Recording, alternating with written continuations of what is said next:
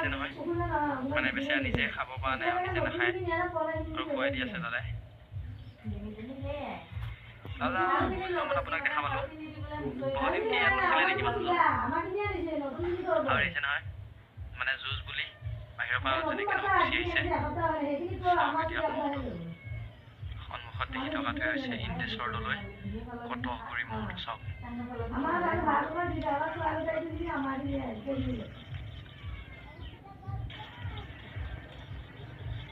দেখিছেনে মহটো কেনেকৈ আছে আৰু যদি এইখিনি টাইমত এতিয়া যুঁজাবলৈ নাপায় মানে প্ৰতি বছৰে তাক 1 তাৰিখে বা 2 তাৰিখে যুঁজায় মহটো মানে আৰু এতিয়া যিহেতু পৰহিলে বিহু মানে পৰহিলে 1 তাৰিখ আৰু প্ৰতি বছৰে মহটো 1 তাৰিখে যুঁজাই আছে আৰু এবাৰ কি ৰিয়েকশ্যন লয় সেইটোহে চাবলৈ বিচাৰিছোঁ মানে চাওকচোন এতিয়া মহটো দুটাল লাগি হৈ বান্ধি থৈ দিবলগীয়া হৈছে চাওক কেনেকৈ আছে গোটেইটো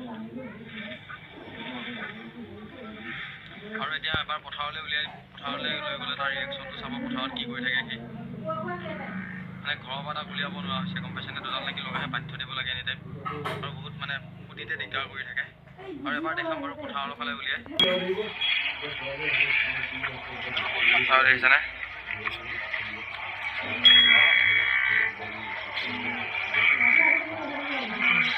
মহটো মানে ঘৰৰ পৰা উলিয়ালেও দুডাল ৰছী লগাইহে উলিয়াবলগীয়া হৈছে দুডাল লাগি লগাইহে চাবচোন কেনেকৈ থাকিব সি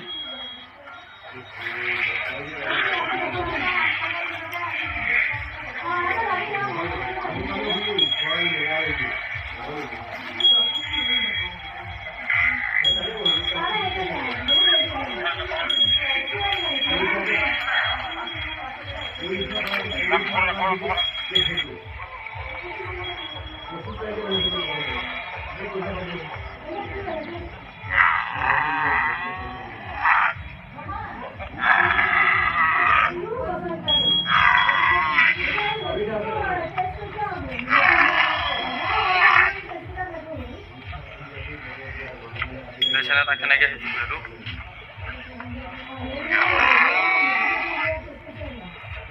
আৰু সেয়া সন্মুখত দেখি থকাটো হৈছে ইন্দেশ্বৰলৈ কটনচাৰী মহটো চাওক দেখিছেনে কি বিশাল বনি আছে চাওক সন্মুখৰ পৰা আৰু বেছি পথাৰত উলিয়াই আনিলেও এতিয়া দুডাল লাগি লগাইহে উলিয়াই আনিবলগীয়া হৈছে ৰখাব নোৱাৰে যিহেতু আৰু আনাৰ লগতে চাওক কেনেকৈ আহিছে বাৰু কেনেকুৱা ভয়ানক লাগিছে চাওক না মহটো সন্মুখৰ পৰা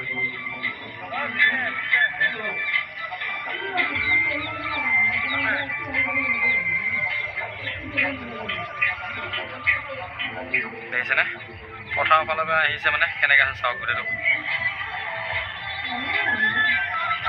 আৰু এই সন্মুখত দেখি থকা দিছে নিজৰ লৈ মহটো আৰু মানে ক'ত লৈ যাব চাওকচোন কেনেকৈ আছে গোটেইটো আৰু ভয় লাগি যায় গম পাইছেনে গোটেইটো আহিছে কেনেকৈ আছে দেখিছেনে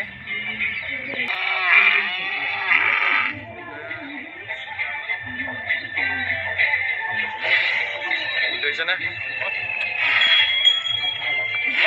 দেখিছেনে এইফালে ছাইডত চাওক গোটেই পথাৰৰ ফালে উলিয়াই লৈ আহিছোঁ মানে তাক এবাৰ আৰু মানুহৰ মাত শুনিছে যে মানে ওচৰত মাইক চাইক বজি আছে যে মানে গমটো পাইছে আপোনালোকে মহৰ য'তো মাইক বজিয়ে থাকে মাইকৰ চাউণ্ড শুনিছে যে কেনেকৈ আছে চাওক এতিয়া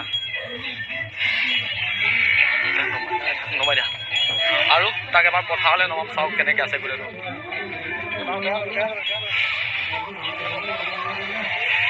সেইটো চাওক আৰু লগত আছে দীপাংকৰ দা এইটো চাওক আৰু পথাৰলৈ আনিলে গম পাইছে নহয় অহাৰ লগতে কেনেকৈ আছে চাওক এতিয়া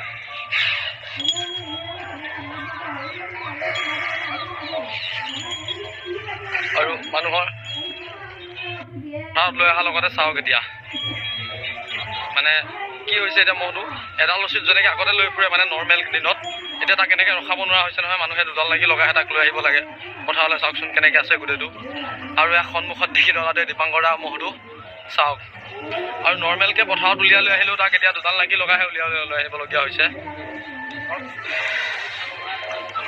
আৰু এইফালে আছে দীপাংকৰ দা এতিয়া কি হ'ব কি ভাবিছা এতিয়া বৰ্তমানটো চৰকাৰে মানে ন্যায়ালয়ে নিষেধাজ্ঞা জাৰি কৰি ম'হ যুঁজখন বৰ্তমান বন্ধ কৰি দিছে পেটা ইণ্ডিয়াৰ মানে আবেদনৰ ভিত্তিত। তো তুমি এতিয়া কি ক'ম বুলি ভাবিছা? প্ৰতি বছৰেতো 1 তাৰিখে ম'হ যুঁজাই আছা, যদি এইবাৰ মানে তো পৰহিলৈ যদি যুঁজাব নোপোৱা, তাকতো এতিয়া মই ৰূপটো দেখি ভয়ে খাই গৈছোঁ, যিহেতু মহটো পথাৰত উলিয়াই আনিলেও দুডাল ৰছী লগাইহে লৈ আহিছে। তো এতিয়া দাদাক সুধি মানে দাদাই কেনেকৈ ৰাখি আছে, এইকেইদিন কিমান অসুবিধাত ৰাখিবলগীয়া হৈছে, তো দাদাৰ পৰা জানিব বিচাৰিম কি কয় তেখেতে। যদি কি হ'ব এতিয়া, কেনেকুৱা ভাবিছা? মানুহ সদায় টোপনি দিনে ৰাতিয়ে ঘাঁহ খুৱাব লাগে, নহয় ঘাঁহ নাখায়, মহ যুঁজিব নাপালে ঘাঁহ নাখাব। মোৰ যেনেকৈ নহয় মাঘৰ মাহত মোৰ নুজুজালে ঘাঁহ কোনে ইমান ক্ষতি, মানুহ দিনে ৰাতিয়ে টোপনি ক্ষতি মহৰ লগত 2জন মানুহ লাগে, এটা মহৰ লগত যদি 3জন মানুহ সদায় টোপনি ক্ষতি কৰিব লাগে, কোনে ইমান কষ্ট কৰি থাকিব? মহ যুঁজাবই লাগিব, মহ নুজুজালে মোৰ ৰাখিব নোৱাৰি। মানুহ আনিব দেখিছে এতিয়া, যুঁজালে নাকি পথাৰত আনিব মানুহ পলাই মোৰ দেখিলে ভয়তে মানুহ আনা। মহ যদি যুঁজাই দিয়া যে মানুহৰ শান্তি আৰু মহৰো শান্তি, মহ যুঁজাবই লাগিব। যিহেতু আৰু যদি মহটো যুঁজাব মোৰ কাটিঙত দিব লাগিব, মহ সেইটো নাইকিয়া হৈ যাব। মহ নাইকিয়া হৈ যাব যিহেতু আমাৰ ইয়াত। ইমান সৰুৰ পৰা আমি কাম বন কৰা নাই, কথা কোৱা নাই, আজিকালি জানেই খেতি কৰিবৰ কাৰণে ট্ৰেক্টৰ ওলাই গ'ল, ট্ৰেক্টৰ দি হাল বাই কৰে। আমি মৈ চাই মাৰিব ৰাখি আছোঁ তেওঁ, আৰু মৈ চাই মাৰিব ৰাখিলেও আমি মোক এনেকুৱা হয়, মৈ মাৰিবও বেয়া লাগে। মহটো মৰমত ইমান মহ মোক ৰাখি আছোঁ, 2জন মানুহ এটা মহৰ লগত ক্ষতি হৈ আছে। মহ দেখিছা কালি ইমান টকা খৰচ কৰি মাকৈ আনিছোঁ, ঘাঁহ আনিছোঁ, দিনে ৰাতিয়ে কষ্ট কৰি তাত নিজে নাখায়, যিহেতুকে মোক যুঁজিবহে বিচাৰি আছে সি, ঘাঁহ নাখায়। ঘাঁহ খুৱাবৰ কাৰণে 2জন মানুহ লাগে, ঘাঁহ খুৱাই দিব লাগে ঠেলি নিজে কামো ঘাঁহ নাখায়। সেইটো কাৰণে আমি কেইবাখনৰ মানুহৰ লগত আমি সাক্ষাৎ হ'ব লাগিছিল, যিহেতুকে চাব লাগে যে এজন গোৱালে কিমান ঠাণ্ডাত কিমান কষ্টত মূৰটো ৰাখি আছে। তেওঁলোকে চাই যাওক, তেওঁলোকে দিল্লীত থাকি গুৱাহাটীত থাকি মহটো অত্যাচাৰ কৰিছোঁ বা মহটো যুঁজালে ঘূণ হয় কি হয়, সেইটো তাত আহিলে গম পাব। পথাৰত যেতিয়া বোকা মাটিত গছকি পথাৰত যেতিয়া গম পাব মহৰ লগত কিমান কষ্ট কৰি এটা মহ ৰখা হয়। আৰু মহটো যদি যুঁজখন বন্ধ হৈ যায়, তেতিয়াহ'লে মহ বোলা বস্তুটো একদম নাইকিয়া হৈ যায়, অসমতে নাইকিয়া হৈ যাব। মই কি কৰিম, ইমান মহ ৰাখি আছোঁ, মহটো যদি আমি যুঁজাব নোৱাৰোঁ, মাঘত মহটো বেছি দিম, কাটি খাব, মোৰ মনটো কেনেকুৱা লাগিব? যিহেতুকে মহটো মই দিনে ৰাতিয়ে ঘাঁহ খুৱাই ৰাখি আছোঁ, মহটো কাটিব দিব পাৰোঁ নেকি? এটা সময়ত মানুহ আহি মহটো লৈ যাওক, 1 মাহ ৰাখি চাওকচোন, মই টকা দি মোক খাওঁ, কিন্তু তেওঁলোকে ঘাঁহ পানী খুৱাই মহটো এনেকুৱা চেৱা কৰি ৰাখিব লাগিব। তেওঁলোকে মই চেলেঞ্জ কৰি যদি মহটো ৰাখিব পাৰোঁ, মই 1 মাহৰ কাৰণে কিন্তু দি দিম, 1 মাহত 30,000 খৰচ 40,000 খৰচ মই ঘাঁহ টকাও দিম, কিন্তু মহটো এনেকুৱা চেৱা কৰি ৰাখিব লাগিব, কিন্তু একো ক্ষতি হ'ব নালাগে। আৰু গোটেই মাঘৰ মানুহ আমাক ৰাখি দিব লাগিব, তেতিয়াহ'লে মহটো আমি যুঁজালে ৰাখিম।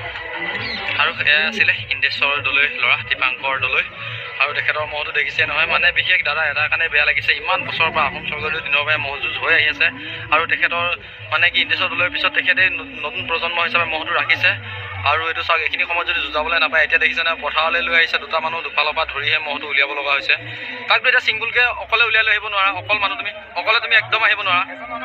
2জন মানুহ লাগিবই, আৰু 2ডাল ৰছী লগাব লাগিব, নহ'লে মানুহে দম পেটি খেলিব, মানুহ সানিলে কোনে ৰাখিব? মহ যুঁজালে মানুহ সানিবই, গোৱালোকো সানিব পাৰে। গম পাইছেনে? এতিয়া মানে এনেকুৱা কণ্ডিশ্যন হৈছে, এইখিনি টাইমত যদি প্ৰতি বছৰে মহটো যিহেতু যুঁজাই থাকে, আৰু এইটো টাইমত যদি মহটো যুঁজাব নোৱাৰে, তাৰ পৰিণামটো দেখিছে নহয়, তাক দুফালৰ পৰা 2ডাল ৰছী লগাই বান্ধিবলগীয়া হৈছে।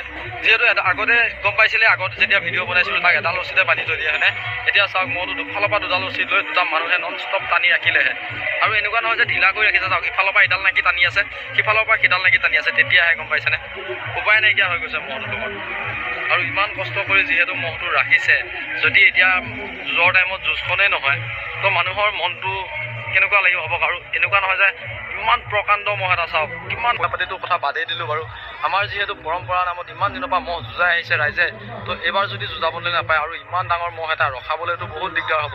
আৰু চাওকচোন ইয়াক এতিয়া পথাৰত লৈ আহিছে, সি কেনেকৈ আছে গম পাইছেনে? পথাৰলৈ অনাৰ পিছত আৰু অলপ বাহিৰলৈ অলপমান দূৰলৈ নি দেখাম কেনেকৈ থাকে, চাই থাকিব আগলৈ।